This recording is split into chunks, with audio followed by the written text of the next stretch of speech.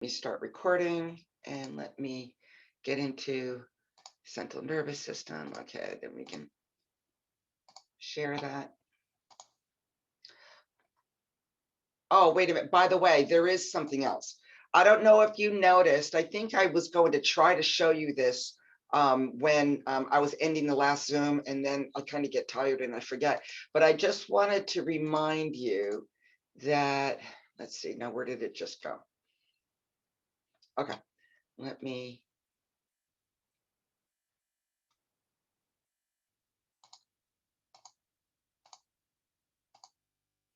Okay, that under the exam 3 notes, I don't know if you noticed, but there is, the introduction to the nervous system and maybe central nervous system. Anyways, there's a little document that says graded action potential graph.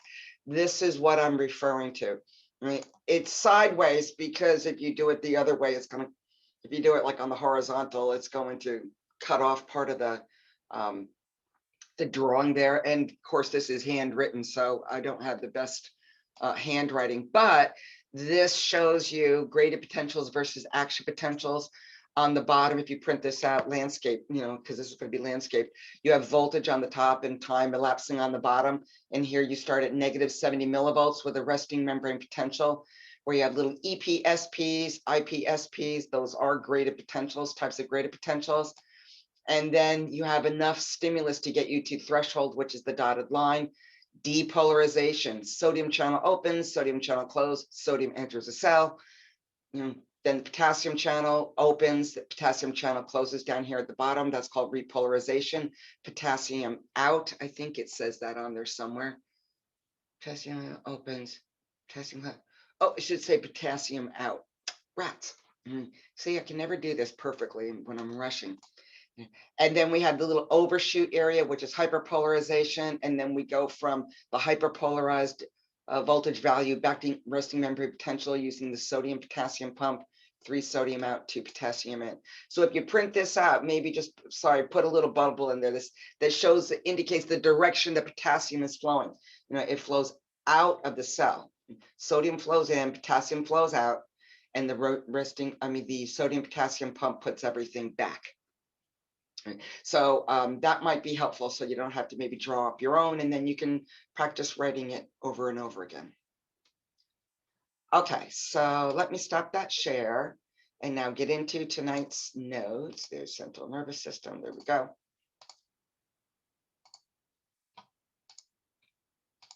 Okay.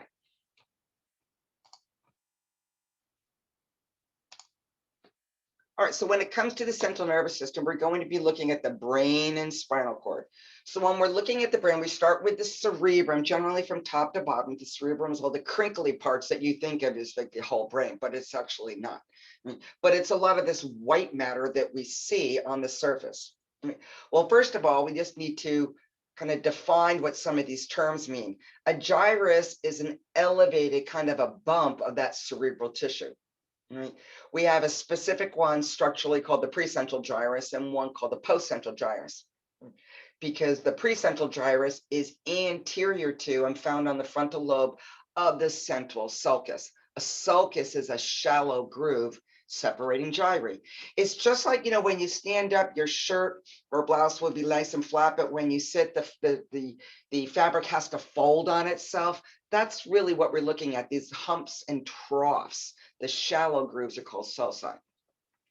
The postcentral gyrus is found posterior to the central sulcus, found on the parietal lobe. Right.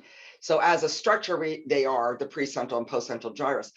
Functionally, what occurs there, what is occurring in that long region, from the longitudinal fissure out toward the temporal lobes, well, the precentral gyrus functions as the primary motor area or cortex, and the postcentral gyrus, the primary somatosensory area.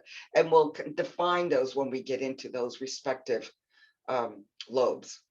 So sulci are shallower depressions, this is where you just have the hump and the hollow and hump, on the surface of the brain.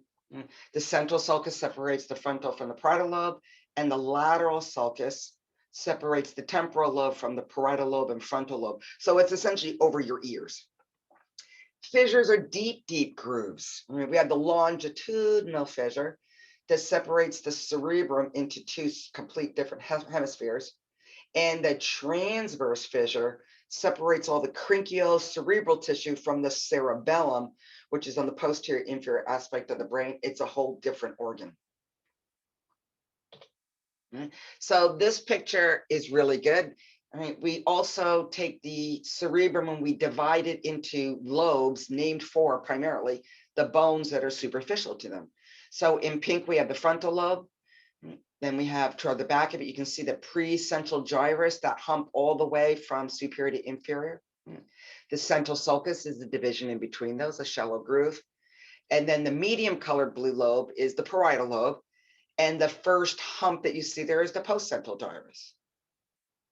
Then you go straight to the back where the occipital bone will be found. That's the occipital lobe. And out by your ears where the temporal lobe is, or the temporal bone is the temporal lobe. If we pull down on where you see where it says the lateral sulcus, where the pink and the medium blue meet the darker blue there, right? If we pull down on the temporal lobe and pull up on the other two lobes, we actually see some tissue that gets folded in. You know, it's like a very profound, I guess, sulcus, and that some of this tissue we actually had to push in toward the middle of your brain and fold up the sides around it. And that's called the Insula Lobe. Okay, so, and that's what they're trying to show you here. So if I pull up on the frontal lobe, you know, and we pull down on the parietal lobe, that is called the Insula Lobe. And arguably, because it's really, if we didn't have to squish the brain into your little skull, all right, if we took it out and we let it blow up like a balloon, all those surfaces would be rather continuous with one another, like blowing up a balloon. But it has to fit in there somehow, and so they kind of gets folded inward. You know, some of the functional areas found on the insula are arguably, depending on the textbook, maybe slightly, you know, also on the parietal lobe, or slightly on the frontal lobe a little bit, or maybe slightly onto the temporal lobe, you know, because technically, if you let it all expand, they're really continuous with one another. And we kind of make these divisions ourselves, so to speak, so you can divide up the brain into portions. And functionally, you know, you find certain things basically on these lobes, but there's some gray area in between. So when it comes to lab, you know, some of the functions I'm saying that are found in the insula lobe, you know, your instructor might be saying, hey, we're just going to go with, you know, saying it's on the parietal lobe or on the temporal lobe, because the models in lab, you can't pull them apart like that. That's the bottom line. But that doesn't mean that really these areas are found on another lobe. And this is consistent with your textbook. Okay, so the gross anatomy of the cerebrum is divided into two halves, or cerebral hemispheres. We have three layers to it. We have the cerebral cortex, which is the outer 2 millimeters of gray matter, you know, of the cerebrum. Then we have the white matter that's deep to it. And then we have, which includes what's called the corpus callosum, that are fibers that run left to right to connect and allow communication of one whole cerebral hemisphere to another. And then below that, we have what's called the basal nuclei. And this is a group of nuclei, which are clusters of cell bodies in the central nervous system that help control subconscious contractions of skeletal muscle. So it works a lot with the cerebellum, you know, and with the primary motor cortex. So the cerebral cortex is also divided into the 5 lobes I mentioned: frontal, parietal, occipital, temporal, and insula. You know, and the insula is covered, you know, partially because it folds in or by parts of that temporal, frontal, and parietal lobe. Each hemisphere controls the opposite or contralateral part of the body, which means that sensory, you know, from your right-hand side of your body is actually going to travel up the spinal cord and cross over to the left side of the brain to be processed on, you know, mostly, especially somatosensory, on the primary somatosensory cortex. And when we want to have contraction of muscles on the right side, it's going to be initiated from the left precentral gyrus, that primary motor cortex, and those impulses will then travel, you know, go to a point where it can go from the left side to the right side, and then it's going to enter and exit as spinal nerves and travel to the particular skeletal muscle. So keep that in mind, that the sensory and motor functions of the right side are actually processed and initiated on the left side, and vice versa. So pretty much everything is bilateral equally, but there is some what's called cerebral dominance. And one of the areas, or actually two of the areas associated with cerebral dominance, are usually the areas associated with speech, either Broca's speech area or Wernicke's speech area. And in most individuals, it's on the left side. So we're going to go through lobe to lobe to lobe and identify the particular functional areas. Now, the precentral gyrus and the postcentral gyrus, generally in lab, are the only ones that you specifically generally point to, because they are going to be colored a different color. Most of those models are going to be a vanilla color. And then where you have the precentral gyrus and postcentral gyrus, one is going to be pink and one is going to be blue. I never remember which ones are going to be which, but that is a specific area that someone can point to and say, hey, what is that particular structure? And if they're pointing to the precentral gyrus, then you say precentral gyrus. If they ask you what is that functional area on that gyrus, then it acts as the primary motor cortex. If we're looking at the postcentral gyrus, it would be the primary somatosensory area. But otherwise, you should know, even if it's not specifically identified by a little colored region, because some of these are rather large and kind of diffuse, is that you should at least know that these particular functional areas are there somehow, somewhere.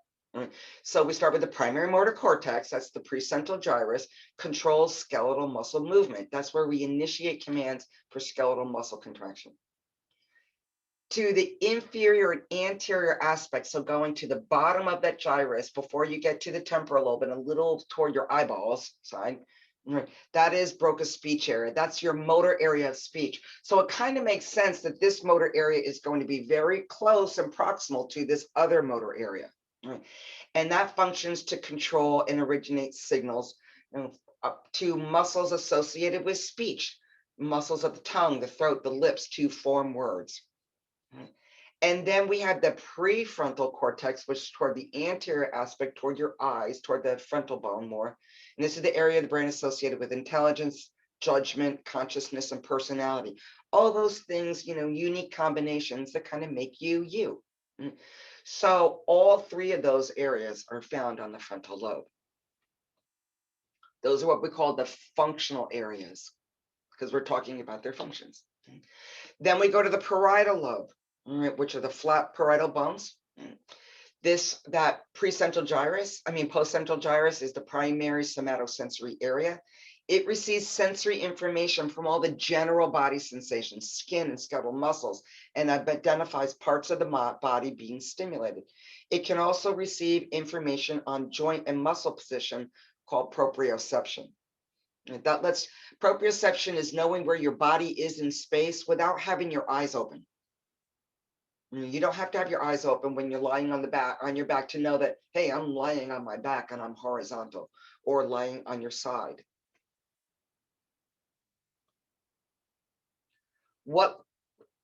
Virtually all sensory information from the body, anything that's general sensation, is going to travel here one way somehow. Your special senses, because everything about special senses is kind of unique and special, they're going to have their own little area on the cerebral cortex. They're not going to be processed on this primary general body sensation. Oh no, special senses have their own little area on each lobe, and that's what we're going to be identifying, shortly. All right, this map here is called your homunculus. And on the right-hand side, this is the map on this primary somatosensory postcentral gyrus. So we already know from years of research that particular areas on the surface of that primary somatosensory area is associated with receiving and processing sensory information from the abdomen, from the tongue, from the teeth. Look at all the area from the face and the hands, because your hands are really, really sensitive. Your body, your feet, the genitals. Over on the left-hand side, is that same homunculus, and the organization is very similar, with the feet to the medial aspect, and then general body to the hand, to the face, and to the tongue. And this is where we can initiate commands, to those particular skeletal muscles. And we know that because you can set up a patient with doing an electroencephalogram, so you have sensors all over the skull, and you can stimulate areas of the body and then see on the brain which areas light up, that receives and processes that information. Okay, so let's go to the temporal lobe now. We have a few areas associated with that. So on the temporal lobe, we have the auditory area, special sense. This is where we receive and process stimuli regarding sound or hearing. We also have the olfactory area or cortex area there, another special sense. This is where we receive and process chemical stimuli, chemical receptor stimuli about smell and odors. Toward the back of that and sort of onto the parietal lobe a little bit, is the Wernicke's area. And this is the other kind of complementary speech area that we have. It's involved with the comprehension or understanding of written spoken language. Right. So this is sort of the symbolism and how we put words together and syntax so that, whatever we are saying, and formulating words for, that it makes some kind of organized sense. Wernicke's aphasia has difficulty understanding language. Speech is typically fluent, but is empty of content and characterized by circumlocutions, a high incidence of vague words like thing, and sometimes neologisms, I can't say that word, and senseless, what's called word salad. So what this means, and one of the reasons why we need to know what particular areas are on particular areas of the brain, especially the surface, the cortex area, the outer 2 millimeters, are two reasons. One is blunt trauma. Someone gets hit to the forehead, someone gets hit, just above their ear on their temporal lobe, or maybe on the occipital lobe. We know, you already anticipate maybe what functional areas are found there, and therefore what functional areas might be impaired, because part of your assessment of a patient is doing a head and neck and cranial nerve assessment. So you might expect that there might be compromises to that. In addition, stroke victims, especially here where we have a higher elderly population in Florida, stroke or even tumors and brain tumors, if they're on the left-hand side, may first be identified because of the way it interferes with language skills. If someone cannot speak, they're all of a sudden mute, but they can maybe write out a sentence, then more than likely, the Broca's area is affected, but the Wernicke's area is okay, because whatever they're communicating, at least they're kind of formulating a sentence and it's cohesive and it makes sense. However, if the opposite happens, that they're able to repeat words and say words, but it doesn't make any sense. You're getting these words that make no sense whatsoever, like paper, trough, red, dog, bark. Oh, well, that would make some sense. But anyway, right, you have this sequence that of words that are being articulated, but it makes no sense whatsoever. Then more than likely the Wernicke's area is affected. And that would be called Wernicke's aphasia. Not uncommon, with stroke victims, and for someone that might have even if it's a subdural hematoma of some kind or some kind of pressure on those language areas. Okay, then we go to the occipital lobe in the back. The only functional area on there bilaterally is going to be the visual area. The visual cortex receives information about vision. It's a huge part of our existence, is being able to see and see accurately and putting meaning to it. So both sides, both occipital lobes. Okay, then we look at the insula lobe, the little area where we can pull things down. So there are a few areas in there. We have what's called like our visceral sensory area, so a lot of the visceral sensation from which is going to be conveyed on the vagus nerve, will be processed there. So it says, posterior to the gustatory cortex. That's where that's found, but don't worry about that. Right, so we process and receive a lot of information about visceral sensation like stomach aches, or upset stomach or burning sensation, full bladder. It also contains a vestibular cortex region. So the vestibular apparatus, we're going to look at that when we get to special senses, but deep, within the skull, we have two types of sensory organs there. We have the cochlea that senses hearing, and the vestibular apparatus that evaluates these three fluid-filled hoops that evaluates what's called balance, kind of balance and equilibrium, and movement in a linear and rotational manner. And so that gives us information about where our body is in space as well. And, it's alongside with proprioception. And then we have another gustatory area, arguably, is on the insula lobe, taste perception. So smell and hearing is technically on the temporal lobe, but gustation associated with taste is technically on the insula lobe. In lab, I think they consider it on the parietal lobe. Okay, then deep to all that crinkly part, we have the corpus callosum, and those fibers travel left to right, left to right. And what allows your brain to do is let the left hemisphere of your brain, of the cerebrum, to communicate with the right side and back and forth. So the white matter tracks, because this is all now white matter, that allows interhemispheric communication of the cerebrum. Inferior to that, we have the basal ganglia, and the basal ganglia help influence muscle movements.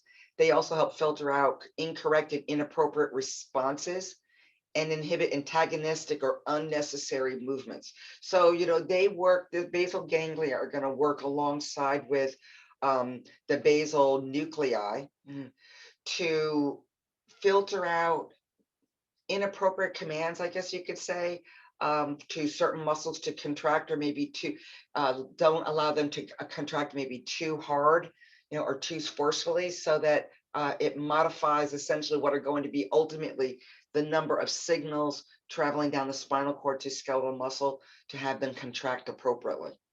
It's the best way I can describe it. Parkinson's disease and Huntington's chorea disease are associated with disorders of the basal nuclei. This area functionally works with the substantia nigra, where dopamine is formed. So we have this area of the brain associated with controlling muscle movements. And when we don't have enough of dopamine from, what's called the substantia nigra, which is in another midbrain section, then we also often see dysfunction to muscle contraction appropriately. And it falls into more than one category, but the most common ones are Parkinson's disease and Huntington's chorea. Okay, so here we can see the cerebrum. You can see certain little areas light up. Like I said, if we stimulate certain areas of the body, like vision or taste or smell or hearing, then we can see certain areas become extremely active. And that way we can map out essentially what areas are associated with.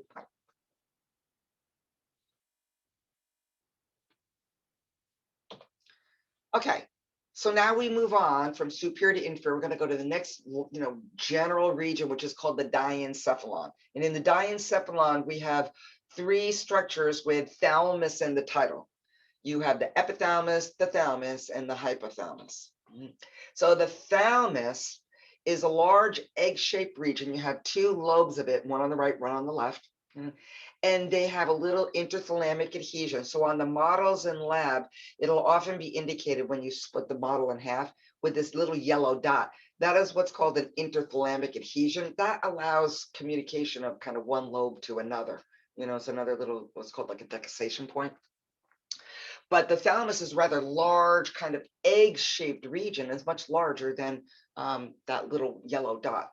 And it primarily acts as a relay station for certain, sensory impulses and motor impulses, actually, different impulses that are traveling to the central nervous system and then have to be sorted and directed to the correct region of the cerebral cortex to travel to and then give it meaning. So it's through the thalamus that certain visual stimuli from your retina will travel through, and then the thalamus directs it, somewhat to the occipital lobe. And uh, stimuli about taste, you know, will be transmitted to the insula lobe. Or did I say the insula lobe? The occipital lobe. Vision goes to the occipital lobe, and taste is going to go to maybe the insula lobe. General body sensation will be sorted to the appropriate primary somatosensory area. So it's sort of like my analogy is one of the big sorting areas for the postal service.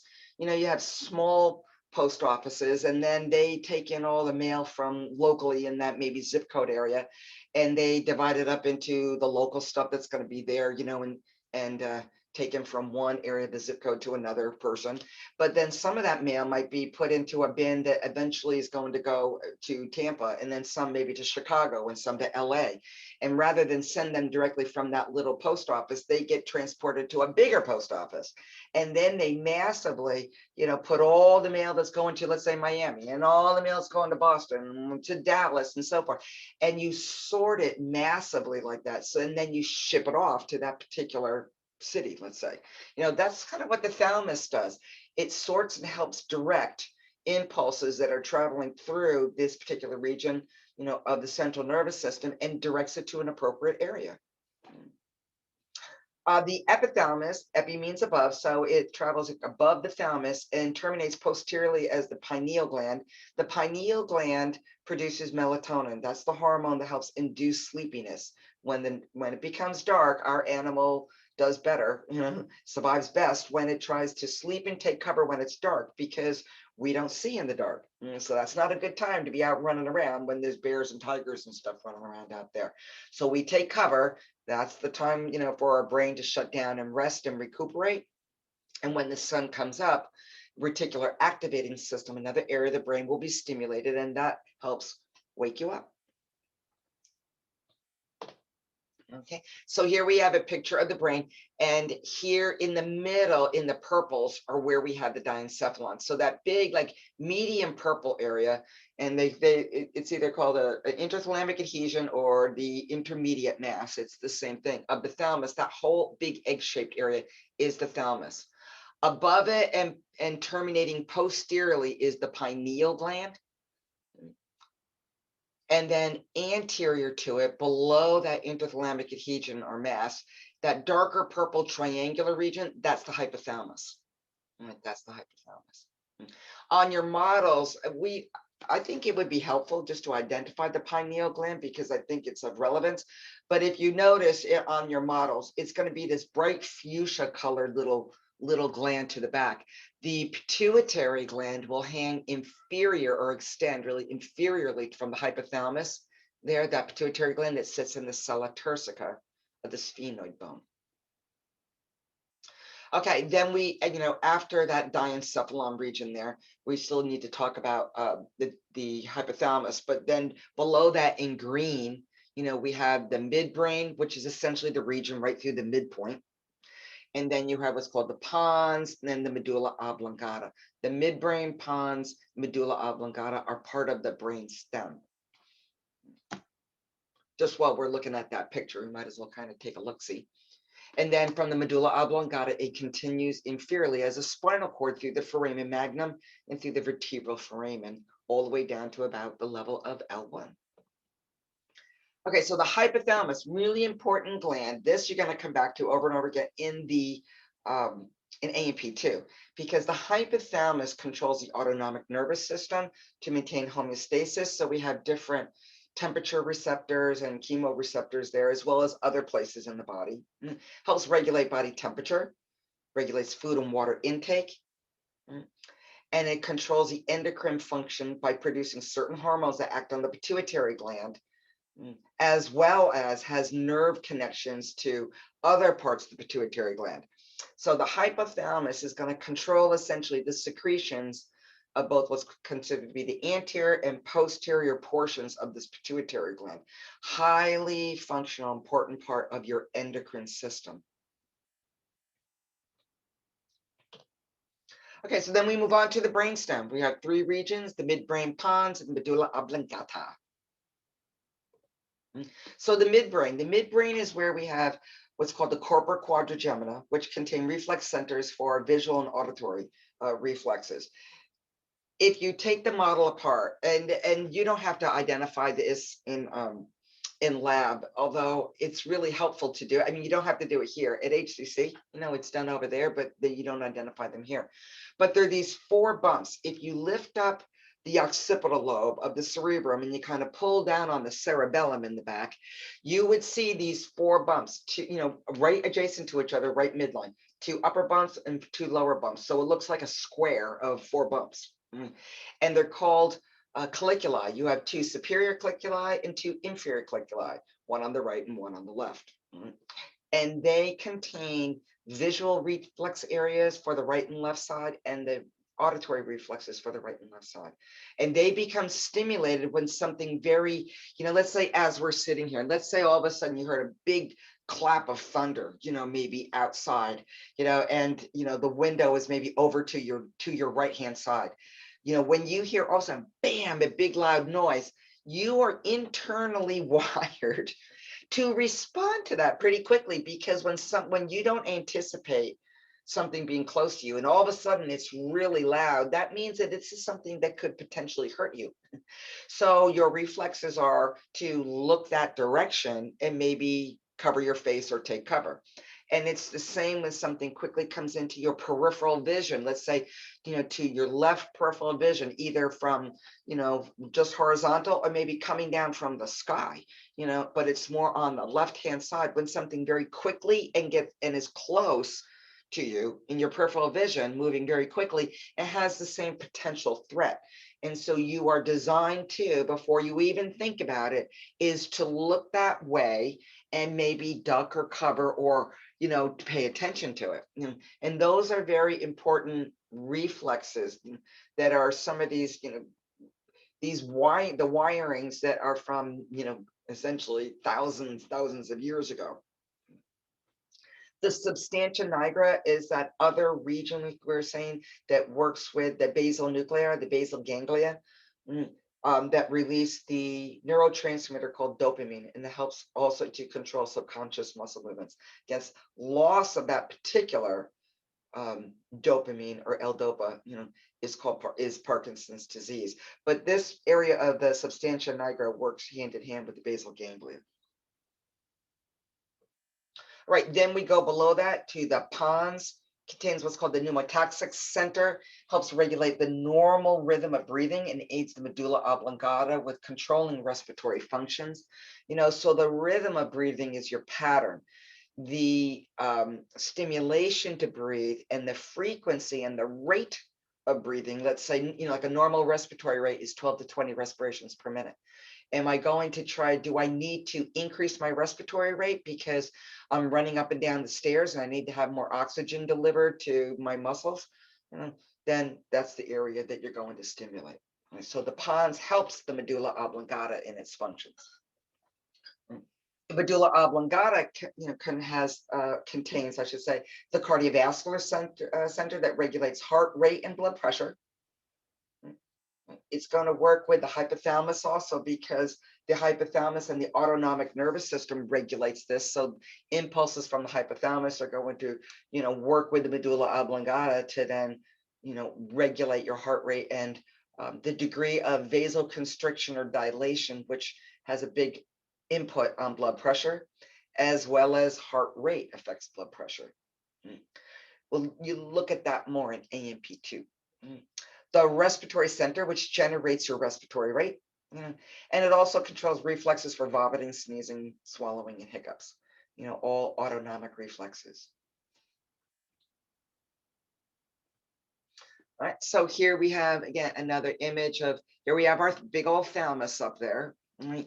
Then we have below that, we have the midbrain, where you can see, when we're looking at that lateral image on the right-hand side, you can see those two bumps just below the purple. Those are the corpora quadrigemina, or the superior and inferior colliculus. Then you have, all right, so that's your midbrain. That's kind of right through the midpoint. And anterior, we can see the little pituitary gland.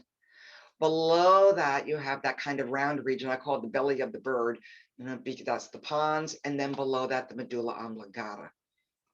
Those yellows are the cranial nerves that are exiting from that point. They're cut as little nubs because you'd never, it's kind of hard to follow them this way, but those are the cranial nerves, and that's part of peripheral nervous system. It's not a bad image to use to study from, when you get into lab, because you're to identify the cranial nerves, hopefully, at least I have you do, on the models, and then you're to know the sensory motor functions or whatever functions, they intrinsically have. Okay, so now we're moving on to the cerebellum, that cauliflower kind of looking organ to the posterior inferior aspect of the brain. It contains an inner layer of white matter tracts called arbor vitae, and these are myelinated fibers. Remember, white material, think fat, like a myelin sheet. These are myelinated fibers of some kind of axons, and gray matter is at least unmyelinated. Generally, it's got to be cell bodies or axon terminals of some kind, but it could be an unmyelinated axon. That's always, there are some. And the arbor vitae also help connect one lobe of the cerebellum to another to a certain extent, but it's mostly, ascending and descending tracts of some kind. They function to the cerebellum to provide smooth, coordinated movements of skeletal muscles and help regulate posture and balance. Right. So, this area works with the basal nuclei, and the dopamine production, and presence or lack thereof. With your primary motor cortex.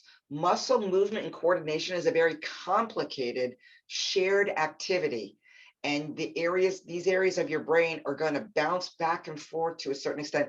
Some of the commands, in a raw form, in a crude form from your primary motor cortex, and then these other areas of the brain kind of modify what exactly you want the commands to be to travel down the motor neurons in the spinal cord and ultimately out to your skeletal muscle, so that the contraction that you are producing is exactly the right amount for what you're trying to accomplish. And you don't have overflaming, over contraction or under contraction of muscles. It also works with your semicircular canals about balance and equilibrium, and so that information is heavily shared with the cerebellum. So again, it can coordinate muscle contractions. When that's impaired, especially with alcohol, then that's why generally people kind of sway and stumble, because the cerebellum has been affected by alcohol. Right, and so here we're looking up at the top. This is where the cerebellum is located. We have the frontal lobe to the anterior aspect, occipital lobe to the posterior, and inferior to that is your cerebellum. The white matter inside is the arbor vitae. Arbor vitae means tree of life. So that's how you got to remember it, because it always looked like a tree branches. And then the outer grayish part is more of the cortex area, because generally the cortex areas are unmyelinated structures. And it too, down below, you can see that there's a certain type of a homunculus there as well. There's certain areas of the cerebellum that control and coordinate muscles to particular areas of the brain. It kind of looks like a little alien, doesn't it? Or I don't know. All right, other brain systems. We have the limbic system. That's your center of emotions. Pain and pleasure centers, memory and olfaction, very emotional areas, surrounds and circles the midbrain and the corpus callosum. Some of these areas are more diffuse. It's not like it's a little particular region and you could put your little old finger on it. Some of these are more diffuse. This is the area of the brain that works a lot with the olfactory, functional area. Right? Because this is how we're going to put a lot of emotion with certain smells and memories to that, where you can, and so I guess the best example is probably, because most people like the holidays, is at Christmas when you have pine trees.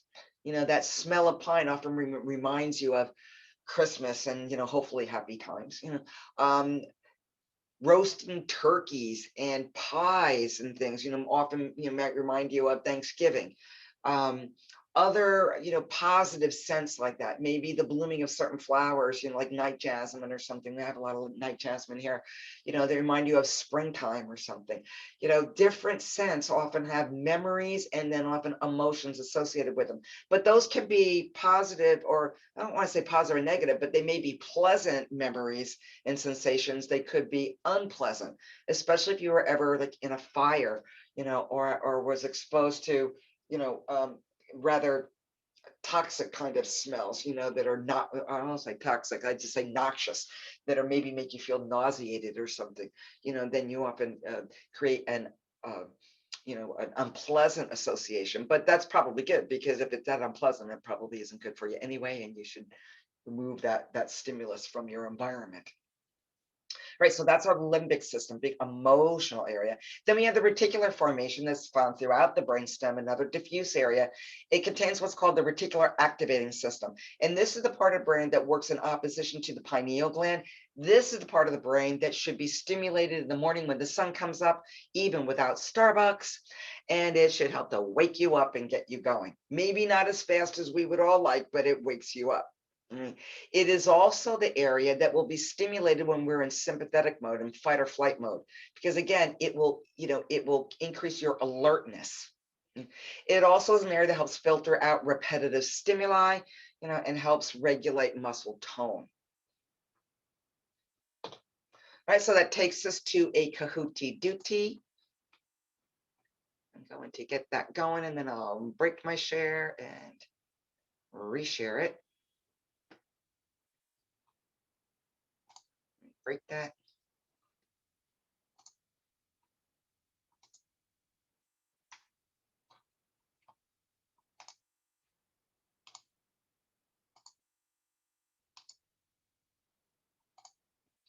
Okay, and then let me, here we go.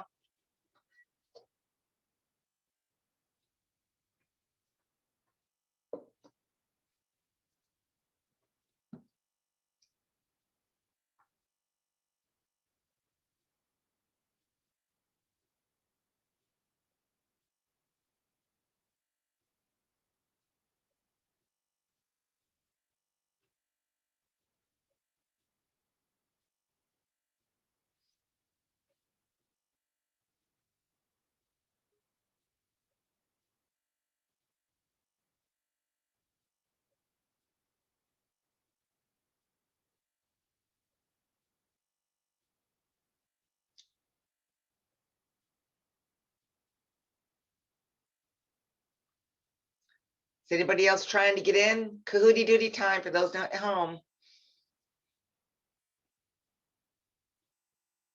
All right, well, you can jump in as we go along. The pin will be in the lower right-hand side.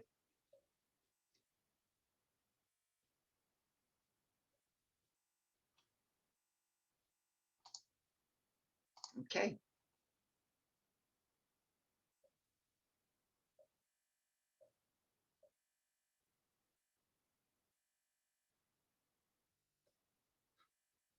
We can't see your screen. Okay, hold on. All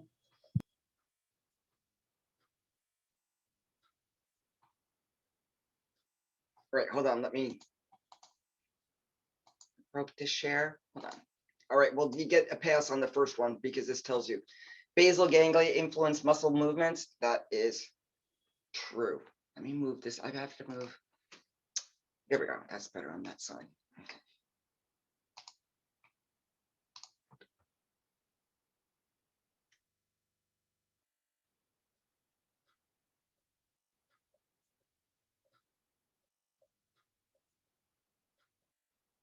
Yay.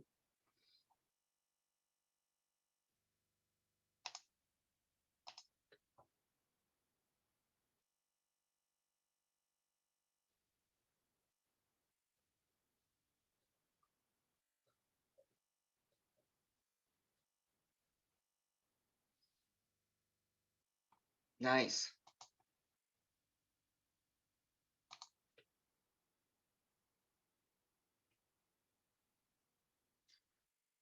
Of the cerebrum.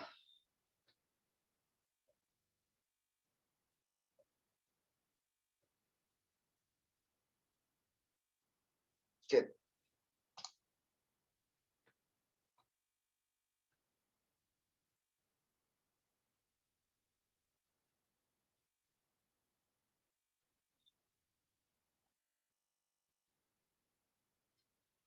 Okay, good.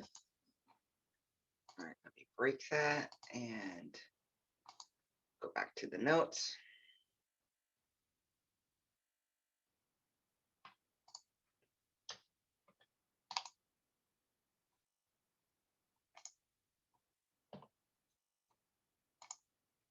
Dun, dun, dun, dun, dun, dun, dun.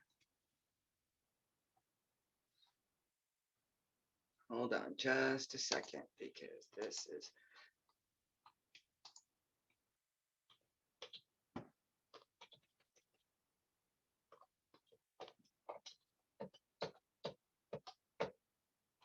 Here we go.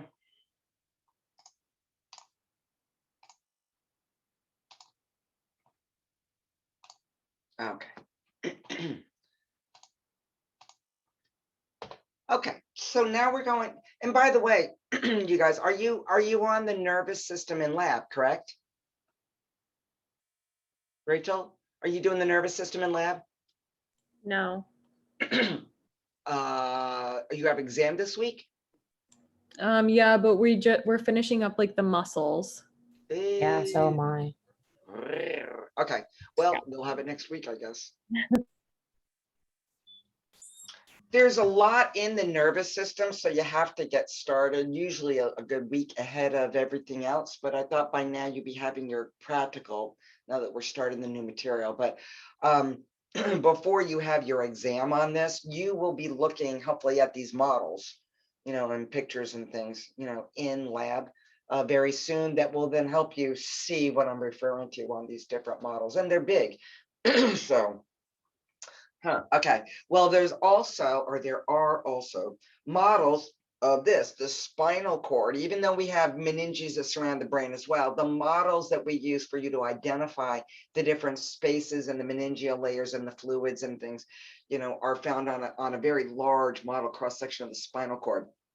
So when you see those, this will make more sense. How we describe the epidural space as having fat and blood vessels. It's going to be very evident. Well, protecting our brain and also, of the spinal cord, but some things are like the brain-blood barrier specific to the brain. We have different protective mechanisms. We have bones, like the bones of the skull and the bones of the vertebra that help protect this central nervous system. We also have meninges, these three connective tissue layers. And then we have cerebral spinal fluid. And in the case of the spinal cord, we have a fat layer that surrounds the spinal cord and protects it. So the meninges from outer to inner, circumferentially around the brain and around the spinal cord, we have three layers of connective tissue, three layers of things. We have the most outer layer that is the thickest, called the dura mater. This is the connective tissue layer that attaches to the crista galli to help stabilize the brain, within the skull itself. We have the arachnoid mater, which is deep to that, and they're right next to each other, like two pieces of paper. And on the models, you'll see like a little gold line, that separates the two because they're so close to one another. And then we have the pia mater, which is intimate with the spinal cord itself. So when we're looking at these models and thinking, you go, dura arachnoid pia, DAP, D-A-P, from outer to inner. Dura arachnoid pia. We have in the spinal cord a space above and around the dura mater called the epidural space that contains blood vessels and fat tissue. So it's going to be kind of colored yellow with blue vessels and red vessels. Then we have the the dura mater, the arachnoid mater. Between the arachnoid mater and the pia mater is going to be a big fluid-filled space called the subarachnoid space, where it contains a significant amount of cerebral spinal fluid. And then we have the pia mater that's intimate with the brain and the spinal cord itself. Injury and sometimes trauma to the skull can cause bleeding between the dura mater and the arachnoid mater in what's called the subdural space. and that can cause significant damage. If you have that kind of a significant bleeding and essentially, a large bruise or blood mass, pushing down on the brain, it will start to push the medulla oblongata through the foramen magnum. And of course, we have our respiratory area there, so that can, stop breathing and stop heart rate as well. Right. So here we can, somewhat see these layers. I don't linger on this a lot because the image that we're going to use is actually, and the model is going to be the spinal cord, but you can look at the different layers here because you can see where the pia mater is, and you can see the arachnoid over on the right-hand side in the big, bold black letters, pia mater, arachnoid mater, dura mater. Right. In the skull, we don't really have an epidural space. We kind of have a little bit of fluid and stuff in there, but then we have the bones of the skull. But you could get bleeding between the dura mater and the arachnoid mater. That would be a subdural hematoma of some kind or a subdural bleed, and that's not good. Okay, cerebrospinal fluid. So what is it? Where does it come from? And most people don't harp on it too much, but I'm telling you that this will help you in microbiology as well. All right, so we talked about the neuroglia in the central nervous system. We said the ependymal cells are the cells that produce cerebrospinal fluid. And together, those ependymal cells with the blood supply next to it, it's called the choroid plexus, which is on the bottom there. All right, it says the cerebrospinal fluid is produced by ependymal cells of the choroid plexus that line the areas of the ventricles or cavities of the brain. And so these cells, these ependymal cells, have a blood vessel right next to them. And whatever is in plasma is capable, so to speak, of being extracted by these ependymal cells and put into and creating cerebrospinal fluid. It's not going to take everything. We're going to have those astrocytes that also help create that brain-blood barrier. So the wrong stuff that might be in blood that shouldn't be there, or material that, and I'm talking about microorganisms, or certain compounds, pharmaceuticals even, that are found in the blood. We don't want it to enter into the brain. Those astrocytes are going to help block that. But the ependymal cells will take kind of whatever it can and create cerebrospinal fluid. So up at the top, it tells you essentially the normal things that we find in cerebrospinal fluid. Contains a lot of water, because as we know, well, as you will learn, is that out of blood, 45% are the formed elements like red blood cells, white blood cells, and platelets. And plasma is 55% of the blood normally, and of that 55, 90 to 92% is water. So we're going to expect that the cerebrospinal fluid is going to contain a lot of water. It contains a lot of glucose, probably about 60% of what's currently circulating in your blood at that point, in plasma. Let's say, what's circulating currently is about 100 milligrams per deciliter of glucose. About 60 milligrams per deciliter then will be probably found in cerebrospinal fluid. So it's normal to find a certain amount of glucose, a certain amount of albumin, proteins, gases like oxygen and carbon dioxide, metabolic waste products. What we should not find in there are red blood cells or platelets, and most white blood cells. Now we have 5 classes of white blood cells or leukocytes, and it's common to find a few, not a lot, but a few of lymphocytes and monocytes there. But otherwise, we don't have a lot of structures or ways of monitoring for the presence of microbes there. And so that could be a problem, because if you do have microbial invasion, you have all this water, glucose, oxygen. This is like Shangri-La for bacteria and things and viruses, because there's hardly any structures or cells there that are capable of essentially weeding out the gene pool, and taking them out. And so they're able to replicate very rapidly, and, when you get into microbiology, E. coli, I think, can replicate every 4 hours, so some microbes can start to replicate very, very, very quickly. And so, that kind of meningitis, that's what we call meningitis, is when we have, some kind of bacterial or viral invasion to your cerebrospinal fluid. The patient is going to be normal one day, and then within about 12 to 48 hours, to to 72 hours is going to go from 0 to 100 very, very quickly. Neck pain, probably, headache, changes in consciousness level, high temperature. All right, you're going to, most flus and colds and things come on gradually over a few days. You might be like, because you'll often say, I felt kind of cruddy, or felt like something was coming on for about 2 or 3 days, and then I started feeling worse, and then you really start feeling bad. This comes on like rapid, like 24 to 48 hours, where it can actually produce death, within 72 hours.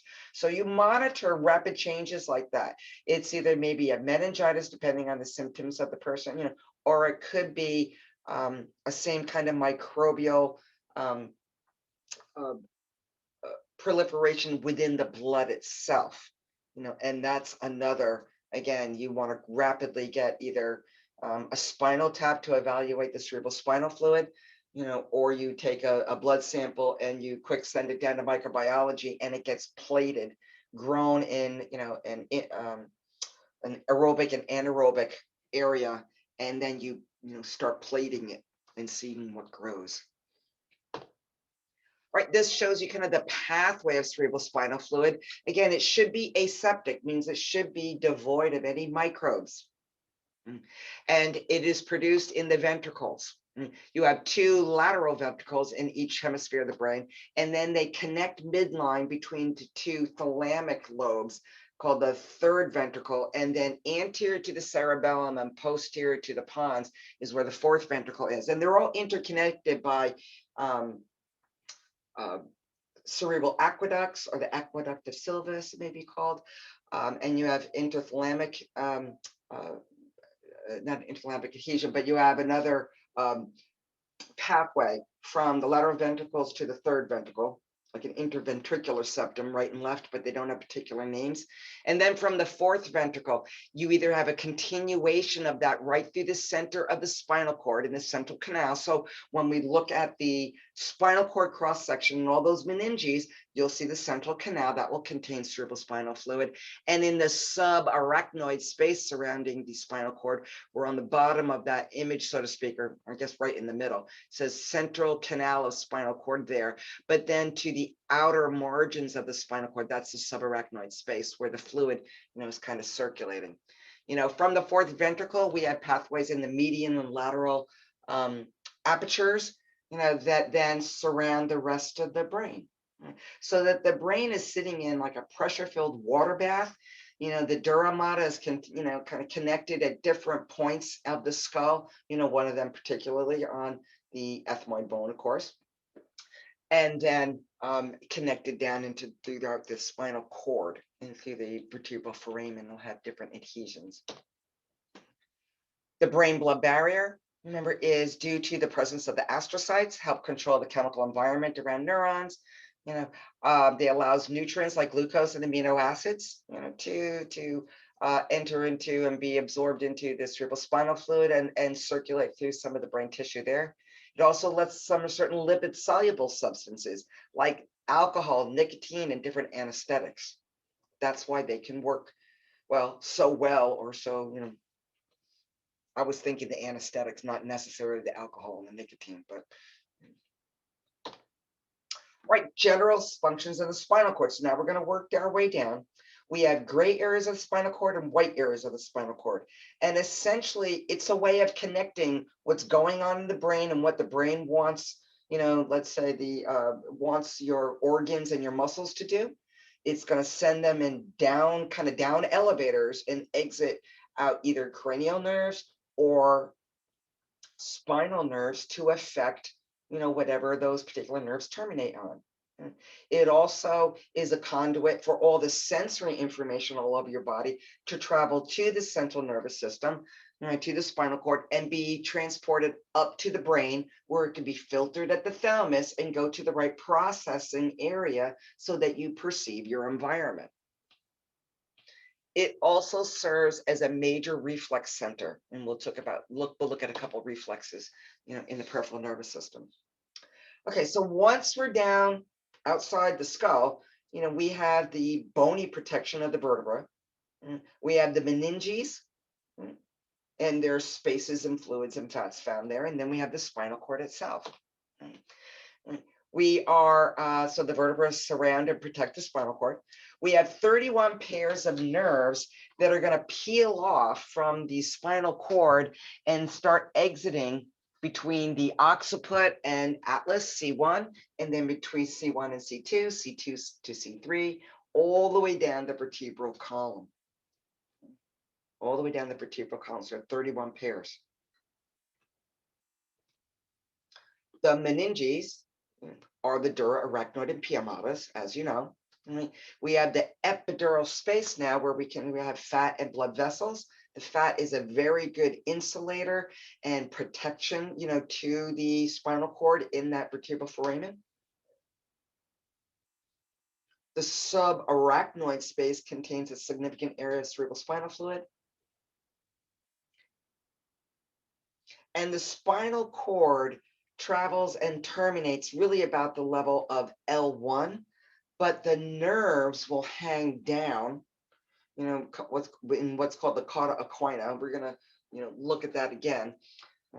Even though the spinal cord terminates around the level of your first lumbar vertebra, the remaining nerves that need to exit between L2 to L3, L3 to L4, L4 through the sacrum, because we have sacral foramen and we have sacral nerves that exit through holes of the sacrum and the coccyx, is that they're going to hang down like a ponytail, or what we call a horse's tail, the cauda equina. And so the sac of the meninges extends all the way down to S2 and filled with cerebral spinal fluid, but the actual spinal cord ended at L1. So that means that when we want to get a sample of that cerebral spinal fluid, we need to go down below L1, and L2 to L3 is a pretty safe place to go. Once you flex forward, the spinal cord kind of stretches upward a little bit. That's a safe place to insert a needle and extract the fluid to get multiple samples. You generally get about 4 samples of vials of or vacutainers of fluid. Okay, so here we're looking, and this looks a lot like some of the models we have down in lab. We have our vertebra. This is a cervical vertebra because you can see transverse foramen and transverse processes here. Little bifid spinous there. So the spinous process is pointing posteriorly, vertebral body anterior. And first, what's helpful is to just identify the spaces and the meninges, because once you identify those things, it's kind of like when we looked at the models, those cookie sheet models of the skin, where you had the epidermis, dermis, the hypodermis, and then you had all this other stuff in there. It becomes really busy. So if you start by identifying the spaces and the meninges, then you come back and you look at the neuroanatomy, it becomes so much easier. So deep to the vertebra, like the spinous process in the bony portion, you see the yellow region there. When you see that fat, that is the epidural space. And so the models in lab also show you blood vessels there. So if that is the epidural space, because I'm looking at the blood vessels and the fat, then the next layer as you go inward or deep, that first connective tissue layer you would come across that's next to the fat is the dura mater. All right, so you have the dura mater and you follow it all the way around because it goes around the entire circumference. Next to that, and very close, like 2 pieces of paper, so the dura mater is in that grayish layer. Then you have the white layer of the arachnoid mater, and then you can see that travel all the way around as well. Between the arachnoid mater and the pia mater is the blue layer intimate with the spinal cord itself. That space there is the subarachnoid space. And that is a huge space. We call it the moat because it looks kind of like a moat around a castle. And that contains a significant amount of cerebral spinal fluid. So if you just start at any point around that spinal cord, just start with the fat and work your way in. Epidural space, dura mater, arachnoid mater, subarachnoid space, pia mater. Any point you can label and identify those different layers. Then we're going to come back and we're going to identify these different nerve roots. You see those yellow nerves that are to the anterior and posterior aspect. Those are posterior or dorsal nerve roots and anterior or ventral nerve roots.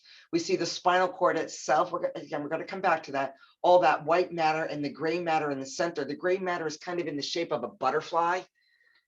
And then the hole in the center, that's the central canal that contains cerebrospinal fluid. Right, so we're going to come back to that again, but right now it's fairly easy to look at the, and identify the different spaces and the meningeal layers. So the spinal cord now contains, as we just saw, gray matter and white matter. Gray matter is that butterfly area in the center that contains unmyelinated multipolar neurons.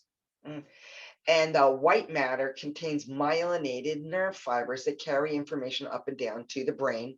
These up and down elevators. Sensory information enters the central nervous system and goes up to the brain to be sorted from the thalamus and pushed over to the right area so that you sense it in that area of your brain lights up. Maybe the foot area, or the hand area on your somatosensory area. The down elevators are carrying motor commands that have been finalized between their primary motor cortex, the cerebellum, the basal ganglia, the basal nuclei, and now they have the final, commands that are going to travel down in descending pathways, or what are called down elevators, to the appropriate spinal levels. And so it goes on the right nerve to the right muscle to stimulate it to contract, or inhibit it even to not contract.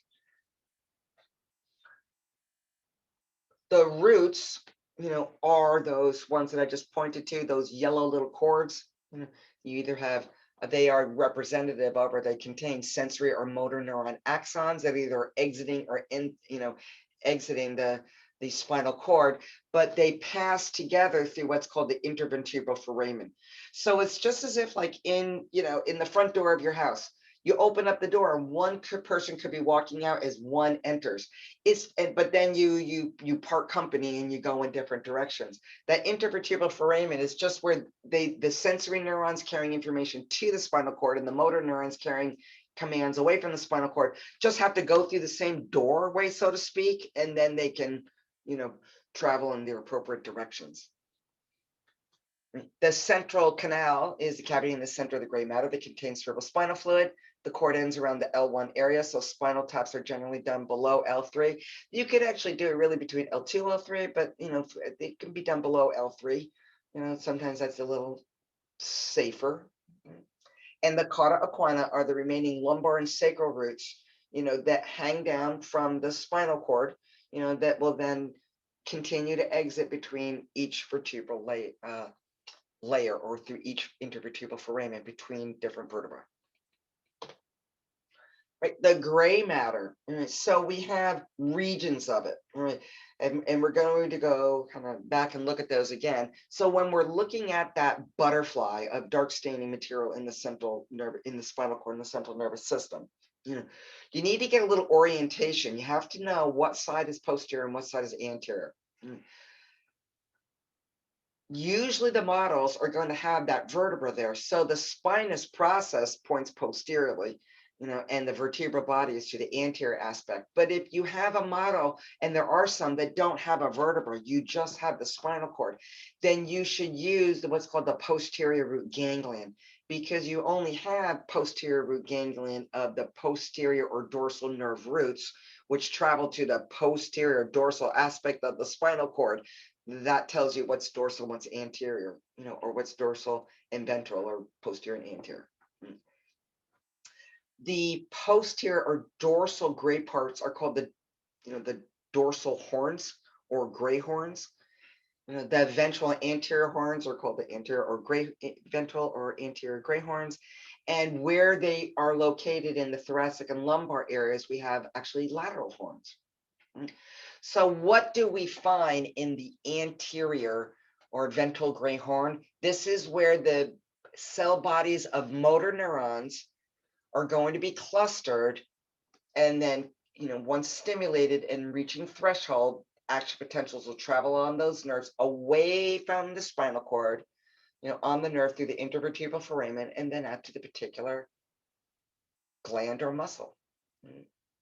The lateral horns will contain motor neurons, but only associated with the autonomic nervous system. And then the dorsal horns are where we find the cell bodies of association neurons. And when we look at the models of the reflex models, this shows you exactly what we're talking about. So for now, you're just going to know dorsal horn, or this is where we find the cell bodies of an association neuron, or an interneuron. Sensory neurons, their cell bodies are going to be clustered in the dorsal or posterior root ganglion. Remember, a ganglion is a cluster of cell bodies in the peripheral nervous system. All right, so this is showing you without, the whole reflex arc. This is showing you the difference between a sensory neuron transporting an impulse to the spinal cord. So the one with the nerve with the blue and green neurons in it, that travels to the posterior gray horn. So here we have the butterfly in the dark staining region. All right, we have, it tells you the dorsal horn, then the anterior or ventral horn, and to the lateral aspect, you might have, if you're in the thoracic or lumbar region, lateral horns. Okay, so let's look at that sensory neuron, all right, one of those blue or greens. You see where here, what they call the dorsal or posterior root ganglion, you have a bump. That bump is there because these cell bodies are located there and they take up more space than just an axon. All right, so that bump is called the dorsal root ganglion because clusters of sensory neuron cell bodies are located there. You have it on the right, you have it on the left also, but you don't have one to the anterior aspect. So therefore, when you see those bump structures, you know that those are neurons transporting something to the posterior dorsal aspect of the spinal cord. And therefore, that gray part of the wing of the butterfly there is the dorsal horn or the posterior horn. We find association or interneuron cell bodies there. So the sensory neuron travels to the posterior gray horn. You can see that little fork part, where the end of the green and the blue neuron there, that represents the axon terminal. The other blue little knobs there represent an association neuron, or the green to the green represents an interneuron or association neuron. And they generally, in a reflex anyway, will transport an impulse to the anterior gray horn, where we see those different red balls and axons, right? Those represent the cell bodies of a motor neuron, and they carry impulses away from the spinal cord. Right, the white matter contains ascending and descending tracts. So ascending are the tracts. Remember, we said clusters of axons in the central nervous system are called tracts because they're all going to be myelinated and white. And they do travel in particular patterns. I'll show you what it looks like. You don't have to know those, and you don't have to know the particular ascending or descending tracts, but that they kind of meld together. And ascending tracts are carrying sensory information upstairs to the brain to be processed. And the descending or down elevators are carrying motor, or these are motor axons, carrying motor commands down to the appropriate spinal level to synapse with a motor neuron to go out in the appropriate nerve that innervates the appropriate muscle or gland. In between, we have what's called transverse or commissural tracts that allow neurons to jump from the right side to the left side, or the left side to the right side. They generally stay on one side, and then what's called decussate go from left to right or right to left at certain points. Right, this represents the distribution, or location of a lot of these ascending and descending tracts. The ascending tracts are in blue, and you see how they're kind of scattered about, and the descending tracts are in red. So it's not like all the sensory stuff is in the posterior aspect where the sensory neurons enter in the posterior aspect, of the spinal cord. You would think that those would all be, the posterior side would be all the ascending tracts and the anterior would be the descending tracts. But no, that's not the way it works. And so you get an appreciation of how they're dispersed. People going into physical therapy or the physical therapy assistance program, you'll study more of these particular tracks. Okay, spinal roots. Just like we looked at in that other model, there are dorsal or posterior roots and there are ventral or anterior roots. The dorsal roots are the sensory neurons, right, that are transmitting information to the posterior gray horn. Their bodies, their cell bodies are located in the posterior root ganglion. The ventral roots, are the motor neurons exiting the spinal cord and then traveling to their particular muscle or gland. Okay, that takes us to another Kahuti Duty, and I think this is the last one of this chapter. And then we will kind of close the Zoom and reopen a new one. So you'll just have to be a little patient with me while I get that going. It only takes about 40 seconds. There we go.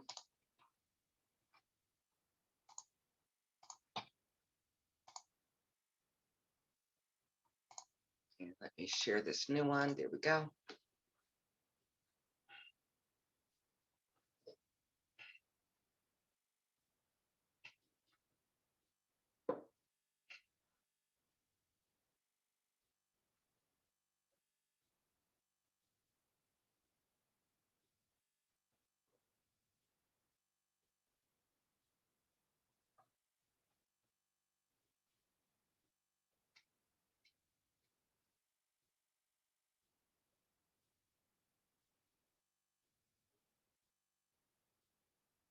Okay, for those at home, we've got a Kahuti Duty.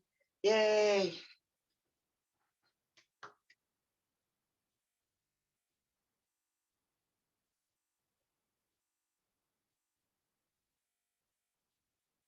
All right, let's get started.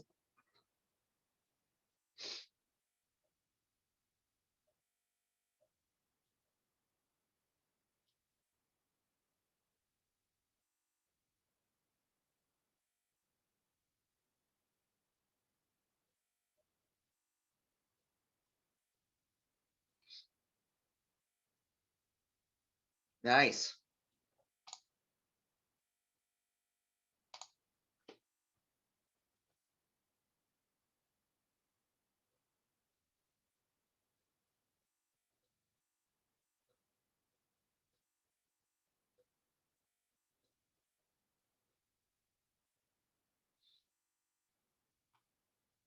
I'll tell you, there are a lot of questions like this. There is a large pool of questions, for the quizzes and for the exam, but a lot of them are really easy from the basic parts of your notes like this. So you have to know the lobes of the brain, and what are the functional areas on those particular lobes.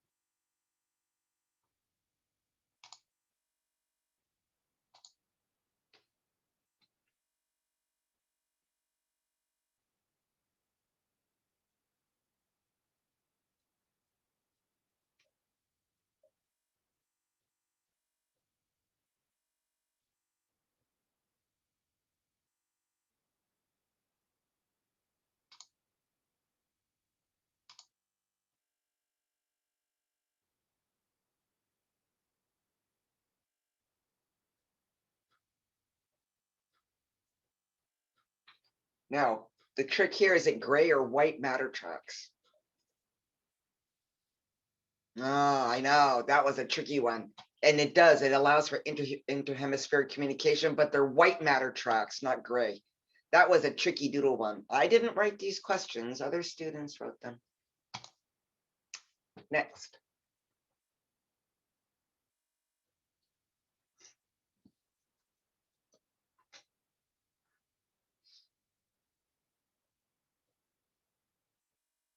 All right. All the things that are actually real thalamus structures: epithalamus, thalamus, and hypothalamus.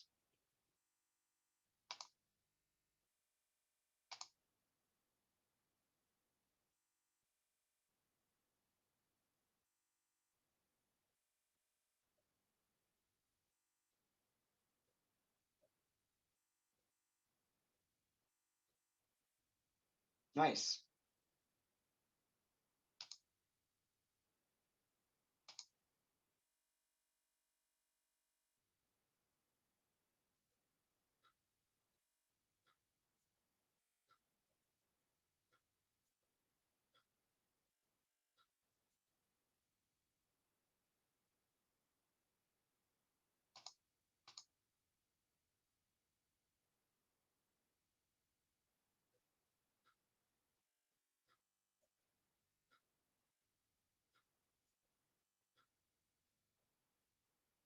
All right, good. Yeah, there's no medial horn, but you do have, or you can have, a posterior or dorsal, anterior ventral, and a lateral. Okie dokie.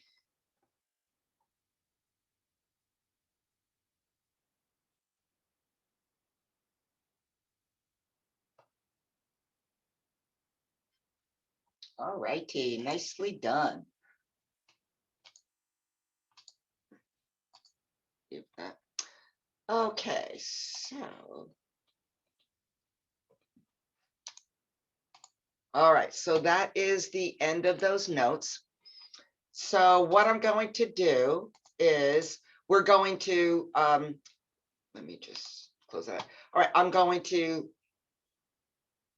end this video, and then I'm going to create another one for the peripheral nervous system so we can have these in categories. All right, so I will see you in about 2 minutes.